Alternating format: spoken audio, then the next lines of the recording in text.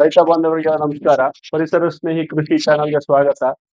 ಈಗ ಆ ಏನು ಉತ್ತರ ಕರ್ನಾಟಕದ ರೈತರು, ಅದರಲ್ಲೂ ಮುಖ್ಯವಾಗಿ ಕಬ್ಬು ಬೆಳೆಗಾರರು, ಈಗ ಬೆಳಗಾವಿ, ಬಾಗಲಕೋಟೆ ಇರ್ಬೋದು ಅಥವಾ ವಿಜಯಪುರ, ಈ ರೈತರು ನಮ್ಗೆ ನ್ಯಾಯೋಚಿತ ಬೆಲೆ ಬೇಕು, ಕಬ್ಬಿಗೆ ಪ್ರತಿ ಟನ್ಗೆ 3,500 ರೂಪಾಯಿ ಬೇಕು ಅಂತ ಹೇಳಿ ಹೋರಾಟವನ್ನ ಮಾಡಿದ್ರು. ಸೊ ಆ ಅದ್ರ ಓಡಾಟದ ಜೊತೆಗೆ ನಾನು ಇನ್ನ ಒಂದು ನೀವು ರೈತರು ಸರ್ಕಾರಕ್ಕೆ ಇನ್ನ ಒಂದು ಬೆಂಬಲ ಬೇಕು ಅಂತ ನೀವು ಕೇಳ್ಬೇಕು ಅಂತ ಹೇಳಿ ಅರಿವನ್ನ ಮೂಡಿಸೋದಕ್ಕಾಗಿ ನಾನು ಈ ವಿಡಿಯೋ ಮಾಡ್ತಾ ಇರೋದು. ಯಾಕೆ ಅದು ನಿಮಗೆ ಅರಿವಿಲ್ವಾ ಅಂತ ಹೇಳೋದಾದ್ರೆ, ನಾನು ಕಂಡ ಮಟ್ಟಿಗೆ ನಿಮಗೆ ಅಷ್ಟಾಗಿ ಅರಿವು ಇಲ್ಲ ಅಂತಾನೆ ನಾನು ಭಾವಿಸ್ತಾ ಇದ್ದೀನಿ. ಯಾಕೆ ಅಂತಂದ್ರೆ ಅದು ಏನಕ್ಕೆ ಅಂತಂದ್ರೆ, ಈ ಈ ಹೋರಾಟದಲ್ಲಿ ಇನ್ನೊಂದು ಮುಖ್ಯವಾದ ವಿಚಾರ ಕೇಳಿ ಬಂದಂಥದ್ದು, ರೈತ ಮುಖಂಡರಿಂದಾನೇ ಕೇಳಿ ಬಂದಂಥದ್ದು, ಈಗ ಕಬ್ಬು ಬೆಳೆಯ ಉತ್ಪಾದನಾ ವೆಚ್ಚ ಹೆಚ್ಚಾಗಿದೆ ಅಂತ ಏನೋ ಕೇಳಿ ಬಂದಂಥದ್ದು. ಈ ಕಬ್ಬು ಬೆಳೆಯ ಉತ್ಪಾದನಾ ವೆಚ್ಚ ಯಾಕೆ ಹೆಚ್ಚಾಯ್ತು, ಅದ್ರ ಬಗ್ಗೆ ಅವಲೋಕನ ಮಾಡ್ತಾ ಇಲ್ಲ, ವಿಮರ್ಶೆ ಮಾಡ್ತಾ ಇಲ್ಲ. ಈ ಕಬ್ಬಿನ ಉತ್ಪಾದನೆಯನ್ನ ಕಡಿಮೆ ಮಾಡ್ಕೊಳ್ಳೋದು ಹೇಗೆ, ಯಾಕೆ ಅದು ಹೆಚ್ಚಾಯ್ತು, ಇದ್ರ ಬಗ್ಗೆ ಯಾರು ಅವಲೋಕಿಸ್ತಾ ಇಲ್ಲ. ಇದ್ರ ಬಗ್ಗೆ ರೈತರಿಗೆ ಯಾರು ಅರಿವನ್ನ ಮೂಡಿಸ್ತಾ ಇಲ್ಲ. ಎಲ್ರು ಕಬ್ಬನ್ನ ಬೆಳಿತಾರೆ, ಅದಕ್ಕೆ ರಸಗೊಬ್ಬರವನ್ನ ಹಾಕ್ತಾರೆ, ಕಟಾವು ಮಾಡ್ತಾರೆ, ಮತ್ತೆ ಏನೋ ಸರ್ಕಾರ ಅಥವಾ ಶುಗರ್ ಮಿಲ್ ಅವ್ರ ಹತ್ರ ನಮ್ಗೆ ಇಂತಿಷ್ಟು ನ್ಯಾಯೋಚಿತ ಬೆಲೆ ಬೇಕು ಅಂತ ಹೋರಾಡೋದೇ ಆಯ್ತೆ ಹೊರ್ತು, ಇಲ್ಲಿ ನಾವು ಕಬ್ಬಿನ ಬೆಳೆ ಉತ್ಪಾದನೆ ವೆಚ್ಚ, ಇದು ಆಕ್ಚುಲಿ ದುರಂತ ಹೇಳ್ಬೇಕು ಅಂತಂದ್ರೆ. ಇವತ್ತಿನ ದಿನ ನಾವು ಉತ್ಪಾದನಾ ವೆಚ್ಚ ಅಥವಾ ಉತ್ಪಾದಕತೆ ಅಂದ್ರೆ ಪ್ರೊಡಕ್ಟಿವಿಟಿ, ಪ್ರೊಡಕ್ಷನ್ ಕಾಸ್ಟ್, ಇಂಥ ವಿಚಾರಗಳನ್ನ ಮಾತಾಡೋದು ಇವತ್ತೊಂದು ದುರಂತನೇ. ಯಾಕೆಂತಂದ್ರೆ ಇವತ್ತು ಕೃಷಿ ಕೈಗಾರೀಕರಣಗೊಂಡಿದೆ, ಇಂಡಸ್ಟ್ರಿಯಲೈಸ್ಡ್ ಆಗಿದೆ. ಈ ಕೈಗಾರೀಕರಣಗೊಂಡಿರುವಂತಹ ಈ ಕೃಷಿಯನ್ನೇ ಸ್ವಲ್ಪ ಮಟ್ಟಿಗಾದ್ರೂ ಸರಿಪಡಿಸ್ಕೊಳ್ಳೋ ಒಂದು ಸಲುವಾಗಿ, ಪರಿಸರ ಸ್ನೇಹಿಯಾಗಿ ನಡ್ಸ್ಕೊಂಡು ಹೋಗುವಂತ ಸಲುವಾಗಿ, ಅರಿವನ್ನ ಮೂಡಿಸೋ ಸಲುವಾಗಿ ಈ ವಿಡಿಯೋವನ್ನ ಮಾಡ್ತಾ ಇದ್ದೀನಿ. ಸೊ ಏನಕ್ಕೆ ಅಂತ ನೋಡೋದಾದ್ರೆ, ಈಗ ನನ್ನಿಂದೆ ಭತ್ತ ಮತ್ತೆ ಕಬ್ಬು, ನಾವು ಎಲ್ಲ ಮಂಡ್ಯ ಜಿಲ್ಲೆಯವರು, ನಾವು ಸಹ ಇಲ್ಲಿ ಮಂಡ್ಯ ಸಕ್ಕರೆ ನಾಡು ಅಂತಾನೆ ಫೇಮಸ್. ಈಗ ಉತ್ತರ ಕರ್ನಾಟಕದಲ್ಲಿ ಸಾಕಷ್ಟು ಶುಗರ್ ಫ್ಯಾಕ್ಟ್ರಿಗಳಿದಾವೆ, ಆದ್ರೂ ಸಹ ಇಲ್ಲೂ ಸಹ ಮಂಡ್ಯದಲ್ಲಿ ಕಬ್ಬನ್ನ ಯಥೇಚ್ಛವಾಗಿ ಬೆಳೆಯುವಂತ ರೈತರಿದ್ದಾರೆ. ಯಾಕೆ ಉತ್ಪಾದನಾ ವೆಚ್ಚ ಹೆಚ್ಚಾಗಿದೆ ಅನ್ನೋದ ಒಂದು ಸಣ್ಣ ವಿಮರ್ಶೆ. ಅದಕ್ಕೆ ಉತ್ಪಾದನಾ ವೆಚ್ಚ ಎನ್ನುವ ಕಡಿಮೆ ಮಾಡೋದ ಸಲುವಾಗಿ ಸರ್ಕಾರ ನಮಗೆ ಬೆಂಬಲ ಕೊಡಿ, ಉತ್ಪಾದನಾ ವೆಚ್ಚ ಕಡಿಮೆ ಮಾಡೋದಕ್ಕೆ ನಮಗೆ ಬೆಂಬಲವನ್ನು ಕೊಡಿ ಅಂತಾನೂ ನೀವು ಆಗ್ರಹಿಸಬೇಕು. ಕೇವಲ ನ್ಯಾಯೋಚಿತ ಬೆಲೆಗೆ ಆಗ್ರಹಿಸೋದಲ್ಲ, ಇದನ್ನು ಆಗ್ರಹಿಸಬೇಕು. ಅದೇನು ಅಂತ ಹೇಳಿ ಇವರಿಂದ ನಾನು ಒಂದಷ್ಟು ವಿಚಾರಗಳನ್ನ ತೆಗೆದು ಆಮೇಲೆ ನಾನು ಅದನ್ನ ಅವಲೋಕನ ಮಾಡ್ತೀನಿ, ಚರ್ಚೆ ಮಾಡ್ತೀನಿ. ಈಗ ಉತ್ಪಾದನಾ ವೆಚ್ಚ ಯಾಕೆ ಹೆಚ್ಚಾಗಿರೋದು ಅಂತಂದ್ರೆ, ನಾವು ಅನುಸರಿಸ್ತಾ ಇರುವ ಅವೈಜ್ಞಾನಿಕ ಕೃಷಿ ಪದ್ಧತಿಗಳು. ಮುಖ್ಯವಾಗಿ ಕೃಷಿಯಲ್ಲಿ, ಕಬ್ಬಿನ ಬೆಳೆಯಲ್ಲಿ ಕಬ್ಬಿನ ಕಟಾವಾದ್ಮೇಲೆ ಬಂದಂತ ತರಗನ್ನ ಅದನ್ನ ಹೇಗೆ ನಿರ್ವಹಣೆ ಮಾಡೋದು, ಇದು ಸುಲಭವಾದಂತಹ ಒಂದು ನಿರ್ವಹಣಾ ಪದ್ಧತಿ. ಅದಕ್ಕೆ ಬೆಂಕಿ ಹಾಕ್ಬಿಡೋದು. ಸೊ ಬೆಂಕಿ ಹಾಕೋದ್ರಿಂದ ಏನಾಗ್ತದೆ ಮಣ್ಣಿಗೆ ಅಂತ ನಿಮ್ಗೇನಾದ್ರೂ ಗೊತ್ತಿದ್ಯಾ? ಹತ್ರಿಗೆ ಏನಾಗ್ಬೋದು ಮಣ್ಣಿಗೆ? ಇದು ಇದಾಗೋಯ್ತದ, ಇದಾಗ್ಬಿಡ್ತದ, ಸುಟ್ಟೋಯ್ತದ ಭೂಮಿ. ಸುಟ್ಟೋದಾಗ ಏನ್ ಮಾಡ್ತಾ, ಬುಲ್ಗ ಮಣ್ಣು ಸೊಬ್ಬ್ ಬಂದ್ಬಿಡ್ತದ, ಸಬ್ಬಾಯ್ತದ. ಮಣ್ಣು ಸಬ್ಬಾಗುತ್ತೆ ಅಂತಂದ್ರೆ ಏನರ್ಥ? ಮಣ್ಣು ಸಬ್ಬಾಯ್ತದೆ ಅಂದ್ರೆ ಅದು ಬಿಟ್ಕೊಬಿಡ್ತದೆ. ಅದು ಸಬ್ಬು ಅಂದ್ರೆ ಮೇಕು ಬಂದ್ಬಿಡ್ತದೆ, ಒಂಥರ ಬಿಗಿ ಇರುದಿಲ್ಲ, ಅದೇ ಸಬ್ಬು. ಬಿಗಿ ಇರುದೇ ಇರುತ್ತೆ, ಸಬ್ಬಾಯ್ತದೆ ಅಂತ ಅರ್ಥ. ಆ ತರ ಆಯ್ತದೆ ಅಂತ. ಹಂಗಾದ್ರೆ ಹೊರ ಆಯ್ತು ಅಂತನಾ? ಹೊರ ಆಯ್ತು, ಮಣ್ಣು ಫಲವತ್ತತೆಯ ಹೊರ ಆಯ್ತು ಅಂತ ಬೂದಿ ಹೊರ ಆಯ್ತದೆ ಅಂತ. ಬೂದಿ ಏನು ಹೊರ ಆಗುದಿಲ್ಲ ಅಷ್ಟು. ಮುಖ್ಯ ಇದೆ ತರ್ಗ ಹೊರ, ಮಣ್ಣು ತಿನ್ಕಂದಾಗ ಅದು ಗೊಬ್ಬರ ತರ ಆಯ್ತದಲ್ಲ, ಈ ಮಿಕ್ಸ್ ಇದು ರಾಸಾಯನಿಕ ಗೊಬ್ಬರ ಬಿದ್ದಾಗ ಅದ್ರ ಮೇಲೆ ಇನ್ನೂ ಫಲವತ್ತಾಯ್ತದೆ ಭೂಮಿ. ಆ ವಿಚಾರಕ್ಕೆ ಆಮೇಲೆ ಬರ್ತೀನಿ. ಈಗ ಯಾಕೆ ನೀವು ತರ್ಗನ್ ಸುಡೋದು ಯಾಕೆ? ತರ್ಗುಡ್ ಸುಡೋದು ಅಂದ್ರೆ ಗದ್ದೆ ಉಳುಕಾಗುದಿಲ್ಲ. ರೈತರು ಒಬ್ರು ದೊಡ್ಡ 10 ಎಕರೆ 5 ಎಕರೆ ಇರೋರು ವ್ಯವಸಾಯ ಮಾಡೋದು ಲೇಟ್ ಆಯ್ತದೆ. ಈಗ ಇದು ಮಾಡ್ಕೊಂಡು ಆಳುಗಳು ಸಿಗ್ತಾ ಇಲ್ಲ. ಈಗ ಕೈಗಾರಿಕೆ ಇವು ಸಣ್ಣಾಗಿರೋವು ಇವು ಮಿಷಿನರಿ ಪದಾರ್ಥ ಸಿಗ್ತಾ ಇಲ್ಲ. ಅದಕ್ಕೋಸ್ಕರ ನಾವು ಬೆಂಕಿ ಹಟ್ಬಿಟ್ಟು ವ್ಯವಸಾಯ ಜಲ್ದಿ ಮಾಡ್ಬೋದು ಅಂತ ಹೇಳಿ ಬೆಂಕಿ ಹಾಕ್ಬಿಡ್ತೀವಿ. ಈಗ ಒಂದು ಉಪಕರಣ ಇದೆ, ಈಗ ಎರಡು ತಂತ್ರಜ್ಞಾನಗಳು, ಒಂದು ಉಪಕರಣದ ಮೂಲಕ ಇದನ್ನ ಮಾಡ್ಬೋದು. ಅದನ್ನ ಶುಗರ್ ಕೇನ್ ಟ್ರಾಶ್ ಶ್ರೆಡ್ಡರ್ ಅಂತಾರೆ. ಅಂದ್ರೆ ಆ ತರಗನ್ನ ಪುಡಿ ಪುಡಿ ಮಾಡಿ ಕೊಡುವಂತದ್ದು. ಅದನ್ನ ಟ್ರಾಕ್ಟರ್ ಇಂದ ಕಟ್ಕೊಂಡ್ಬಿಟ್ರೆ, ನೀವು ಕೂಳೆ ಕಬ್ಬು ಬೆಳಿಬೇಕು ಅಂತಂದ್ರೆ ಕೂಳೆಗೆ ಏನು ಏಟಾಗದಂಗೆ ಅದು ಆ ಜಿಗಳಲ್ಲೇ ಟ್ರಾಕ್ಟರ್ ಹೋಗಿ ಶ್ರೆಡ್ ಅದ್ರ ಪುಡಿ ಮಾಡಿ ಕೊಡುತ್ತೆ. ಆ ಪುಡಿ ಮಾಡೋದು ಅರ್ಧ ಕೆಲಸ ಮುಗ್ದಂಗೆ. ಮಾಡಿದ್ರೆ ರೈತರಿಗೆ ಉತ್ತಮ. ನೀವಾಗ ಹೇಳ್ತಿದ್ರಲ್ಲ, ಒಂದ್ ಜಿಗಳಿಂದ ಇನ್ನೊಂದ್ ಜಿಗಳಿಗೆ ಎತ್ತಾಕ್ಬೋದು ಅಂತ. ಹಂಗೆ ಎತ್ತಾಕದ್ಮೇಲೆ ಅದು ಕಳಿಬೇಕಲ್ವಾ ಬೇಗ, ಮಣ್ಣು ಕಳಿಬೇಕು. ಅದಕ್ಕೆ ಇನ್ನೊಂದಿದೆ ಜೈವಿಕ ತಂತ್ರಜ್ಞಾನ. ಅದಕ್ಕೆ ಆರ್ಗ್ಯಾನಿಕ್ ವೇಸ್ಟ್ ಡಿಕಂಪೋಸರ್ ಅಂತಾರೆ. ಅಂದ್ರೆ ಮಣ್ಣಲ್ಲಿ ಸೂಕ್ಷ್ಮಾಣು ಜೀವಿಗಳಿದಾವೆ, ಅವುಗಳನ್ನ ಬೇಗ ಕಳಿಸಿಕೆ.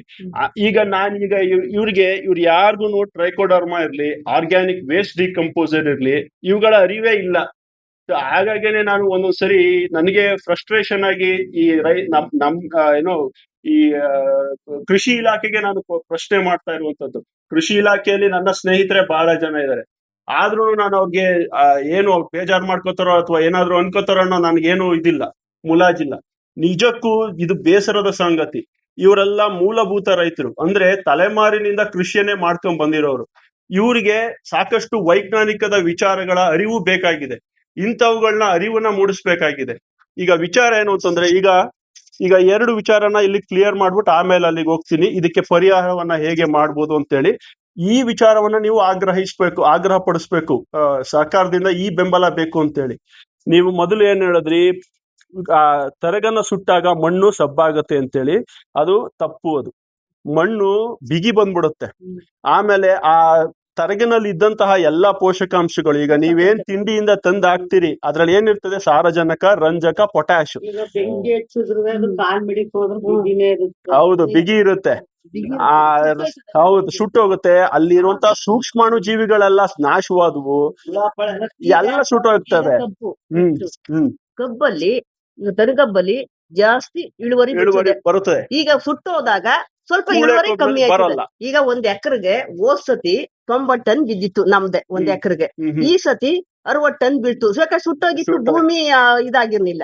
ಆಮೇಲೆ ಹೆಚ್ಚಿಗೆ ರಾಸಾಯನಿಕ ತಿಂಡಿ ಹಾಕಿದ್ರ, ತಿಂಡಿ ಜಾಸ್ತಿ ಹಾಕಿದ್ರ, ತಿಂಡಿ ಜಾಸ್ತಿ ಕೇಳ್ತಾ, ತಿಂಡಿನೂ ಜಾಸ್ತಿ ಕೇಳ್ತದೆ. ಆಮೇಲೆ ಈ ಕೂಳೆ ಕಬ್ಬು ಅಲ್ವಾ, ಸುಟ್ಟೋಗಿ ಎಲ್ಲ ಸಾರಾಂಶ ಎಲ್ಲ ಸುಟ್ಟೋಗಿರ್ತದಲ್ಲ, ಕಮ್ಮಿ ಬೀಳ್ತದೆ ಯಾವಾಗ್ಲೂ ಕೂಳೆ ಅಂದ್ರೆ.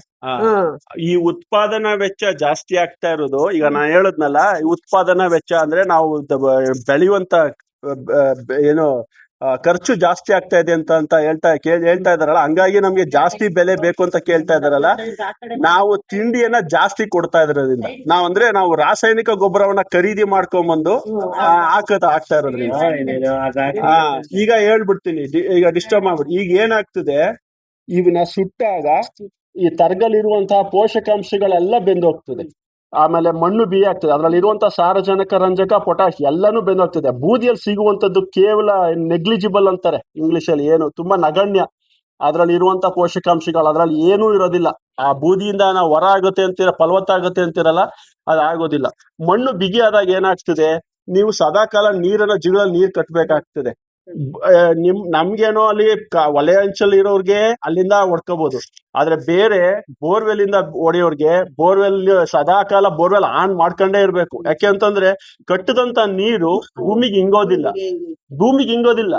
ಅದು ಎಲ್ಲ ಆವಿಯಾಗಿ ಹೋಗ್ಬೇಕಷ್ಟೇ. ಮಣ್ಣು ಬಿಗಿ ಬಂದ್ಬಿಡುತ್ತೆ. ಈ ಪೋಷಕಾಂಶಗಳು ಹಾಳಾಗ್ತದೆ, ಅಲ್ಲಿರುವಂತ ಸೂಕ್ಷ್ಮಾಣು ಜೀವಿಗಳು ಹಾಳಾಗ್ತವೆ. ಹಾಗಾಗಿ ನಾವು ಈ ಅವೈಜ್ಞಾನಿಕ ಪದ್ಧತಿಯನ್ನ ಬಿಡಬೇಕು.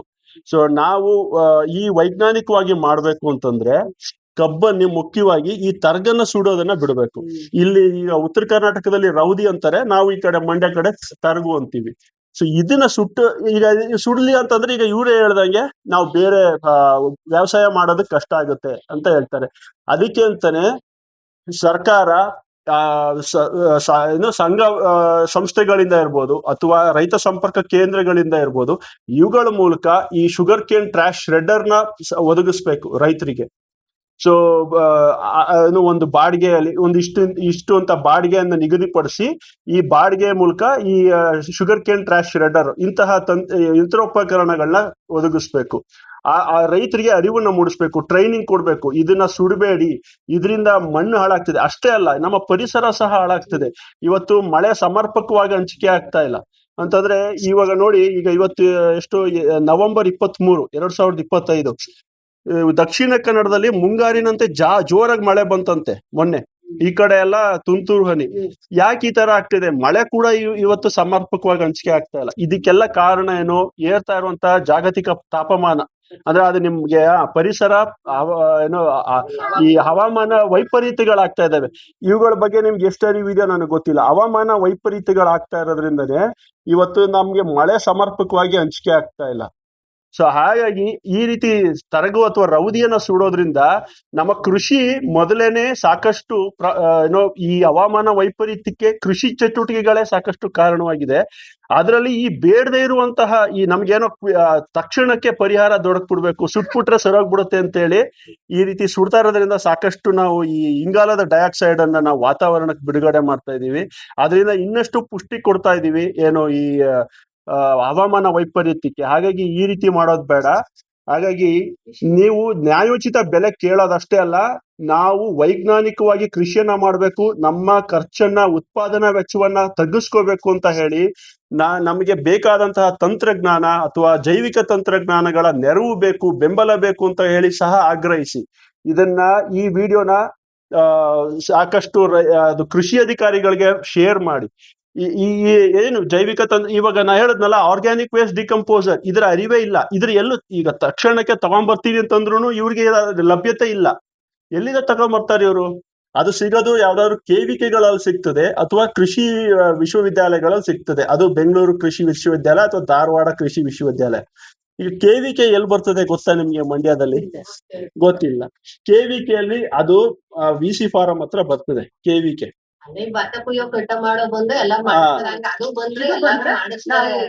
ಮಾಡಿಸ್ತೀವಿ, ಹೌದು.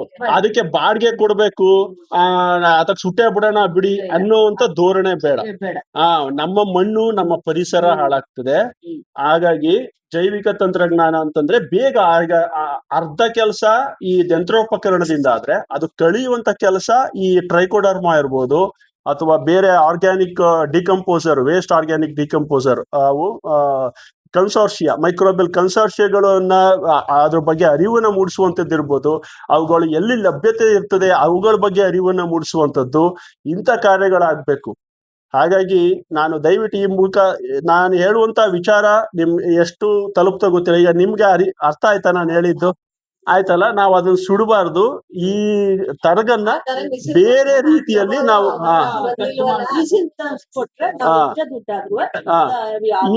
ಏನು ಒಂದು ಅಷ್ಟೊಂದು ಜಾಸ್ತಿ ಏನು ದುಡ್ಡಾಗಲ್ಲ. ಬಾಡಿಗೆ ಎಷ್ಟೋ ಇರ್ತದೆ. ಇಲ್ಲಿ ವರ್ಷಗಳು ಬೇರ್ ಕಿತ್ತು ಹೊಟ್ಟೈತಲ್ಲ, ಯಾವ್ದದು ಇದು ತರಕ್ ಕತ್ತರಿಸೋದು ಹಿಂಗ ರೋಟ್ರಿ ಹಂಗ ರೋಟ್ರಿ ಹೊಡೆದ್ರೆ ಹೊಟ್ಟೋಗ್ಬಿಡುತ್ತೆ, ಕೂಳೆ ಹೊಟ್ಟೋಗ್ಬಿಡುತ್ತೆ. ಅದ್ರ ಬಗ್ಗೆನೇ ಹೇಳ್ತಾ ಇರೋದು. ಅದು ಜಾಸ್ತಿ ದುಡ್ಡಾಗುತ್ತೆ. ಯಾಕಂದ್ರೆ ಇಲ್ಲಿ ಯಾರು ಹಳ್ಳಿಗಳಲ್ಲಿ ತರ್ಸಿಲ್ಲ. ಎಲ್ಲೋ ಒಂದು ಚೆನ್ನಳ್ಳಿಲ್ಲೋ ಎಲ್ಲ ಬಿದ್ರಳ್ಳಿಲ್ಲ ಇದೆ. ಅವರು ಗಂಟೆಗೆ ಏನೋ 2,500 ಹೇಳಿದ್ರು.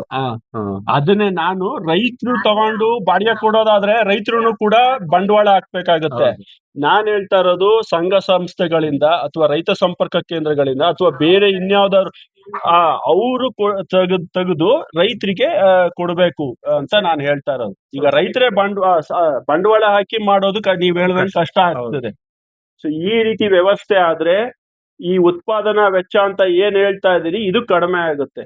ಅವರು ನಿಮಗೆ ಏನು ನ್ಯಾಯೋಚಿತ ಬೆಲೆಯನ್ನ ಕೇಳ್ತಾ ಇದ್ದೀರಿ, ಅದು ನಿಮ್ಗೆ ಸಿಗಲಿ ಅಂತ ನಾನು ಆಶಿಸ್ತಾ, ನಾನೇನು ವಿಡಿಯೋದಲ್ಲಿ ಹೇಳ್ಬೇಕು ಅಂತ ಹೇಳ್ತಾ ಇಲ್ಲ. ಈಗ ನಾನು ಬೆಳೀತಾ ಇರೋದು ಬರೀ ತೆಂಗು ಅಷ್ಟೇ. ಈಗ ನನಗೆ ತೆಂಗು ಒಂದ್ಸರಿ 25 ರೂಪಾಯಿಗೆ ಹೋಗ್ತದೆ ಒಂದ್ ತೆಂಗು, ಅಥವಾ ಒಂದ್ಸರಿ 30 ರೂಪಾಯಿಗೆ ಹೋಗ್ತದೆ. ಆ 5 ರೂಪಾಯಿ ಡಿಫ್ರೆನ್ಸ್ ನ ಬೆಲೆ ನನಗೆ ಗೊತ್ತಿದೆ. ಹಾಗಾಗಿ ನಿಮ್ಗೆ ಈಗ ಏನು 3,000ನೋ ಅಥವಾ 2,700 ಏನು ಪ್ರತಿ ಟನ್ಗೆ ಸಿಗ್ತಾ ಇದೆ, ಅದು 3,500 ಸಿಕ್ಕಿದ್ರೆ ನಿಜಕ್ಕೂ ಅದು ಅನುಕೂಲ. ಅದಕ್ಕಿಂತನೂ ಹೆಚ್ಚಿಗೆನೆ ಸಿಗ್ಬೇಕು. 3,000 ಆದ್ರೂ 3,500 ಆದ್ರೂ ಗಿಟ್ಟದಿಲ್ಲ ಅಂತಂದ್ರೆ, ಯಾಕೆಂದ್ರೆ ಈಗ ಅವರೇ ಹೇಳ್ದಾಗೆ ರಾಸಾಯನಿಕ ನೀವೇನ್ ತಿಂಡಿ ಅಂತೀರಿ ನಿಮ್ ಭಾಷೆಯಲ್ಲಿ, ಗೊಬ್ಬರ ತಗೊಂಬರೋದು ಜಾಸ್ತಿ, ಅದನ್ನೇ ಖರ್ಚು ಜಾಸ್ತಿ ಆಗ್ತಾ ಇದೆ. ಮುರಿಗೆ ಎಷ್ಟು ಖರ್ಚು ಮಾಡ್ತೀರಿ? ಮುರಿಗೆ ಒಂದ್ 20,000 ಖರ್ಚು ಮಾಡ್ತೀವಿ ಎಕರೆಗೆ. ಅದು ಬರೀ ಮುರಿ ಅಂದ್ರೆ ಅದು ತಿಂಡಿ ಹಾಕೋದು ಸೇರುತ್ತಾ? ನೇಗ್ಲಲ್ಲಿ ಇದ್ರ ಕೂಪರ್ ಅಲ್ಲಿ ಹೊಡಿದು ಬರೀ ತಿಂಡಿಗೆ ಬೇರೆ ಹಾ. ಕೂಲಿ ಖರ್ಚೆಲ್ಲ ಹೇಳಿಲ್ಲ. ಅದು ಬೇರೆ extra ಅದು ಬೇರೆ ಅದು ಬೇರೆ. ತಿಂಡಿಗೆನೆ. ಹೌದು ಬರೀ ಹೌದು, ತಿಂಡಿಗೆ ಹೌದು. ಆ ಕೂಲಿ ಆದ್ರೆ ಅದೊಂದ 3,000 ಆಯ್ತದ. ಹಾ, ಹಾ. ಹಾ, ಹಾಗೆ. ಕೂಪರ್ ಹೊಡಿಬೇಕು ಹಾ. ಹೊಡಿಬೇಕು, ಮತ್ತೆ ಇದು ಮೂರಾಳು ಆಮೇಲೆ ಬೋರ್ ಹಾಕ್ಬೇಕು. ತಿಂಡಿ ಇಬ್ರು ಹಾಕ್ಬೇಕು, ಹೌದು. ಒಬ್ರು ಮುರಿಗ್ ಓರ್ಬೇಕು, ಒಬ್ರು ಕೂಪರ್ ಹೊಡಿಬೇಕು, 4-5 ಆಳ್ ಬೇಕು ಒಟ್ಟು. ಒಂದ್ ಎಕರೆ ವ್ಯವಸಾಯ ಮಾಡ್ಬೇಕು ಹೌದು. ಅಂದ್ರೆ. ಸೊ ಈಗ ಈ ಅಷ್ಟು ಅರಿವನ್ನ ನಾನು ಮೂಡಿಸಿದ ಹಾಗೆ ಬೇರೆ ರೈತರಿಗೂ ಈ ಅರಿವು ಮೂಡ್ಲಿ. ಶೇರ್ ಮಾಡಿ ವಿಡಿಯೋನ. ಪರಿಸರ ಸ್ನೇಹಿ ಕೃಷಿ ಚಾನಲ್ಗೆ ಹೊಸಬ್ರಾಗಿದ್ರೆ ಸಬ್ಸ್ಕ್ರೈಬ್ ಮಾಡ್ಕೊಳ್ಳಿ. ನೀವು ಹೇಗೆ ನ್ಯಾಯೋಚಿತ ಬೆಲೆ ಸರ್ಕಾರದಿಂದ ಆಗ್ರಹಿಸ್ತಾ ಇದ್ದೀರಿ, ಅದೇ ರೀತಿ ಕೃಷಿಯಲ್ಲಿ ವೈಜ್ಞಾನಿಕವಾಗಿ ನೀವು ನಿರ್ವಹಣೆ ಮಾಡಬೇಕು ಅಂತ ಹೇಳಿ ಬೆಂಬಲ, ಅದಕ್ಕೆ ಬೇಕಾಗಿರುವಂತಹ ತಂತ್ರಜ್ಞಾನ ಬೆಂಬಲ ಬೇಕು ಅಂತ ಹೇಳಿ ಆಗ್ರಹ ಪಡಿಸಿ ಅಂತ ಹೇಳ್ತಾ ನಾನು ಮಾತನ್ನು ಮುಗಿಸ್ತೀವಿ. ನಮಸ್ಕಾರ.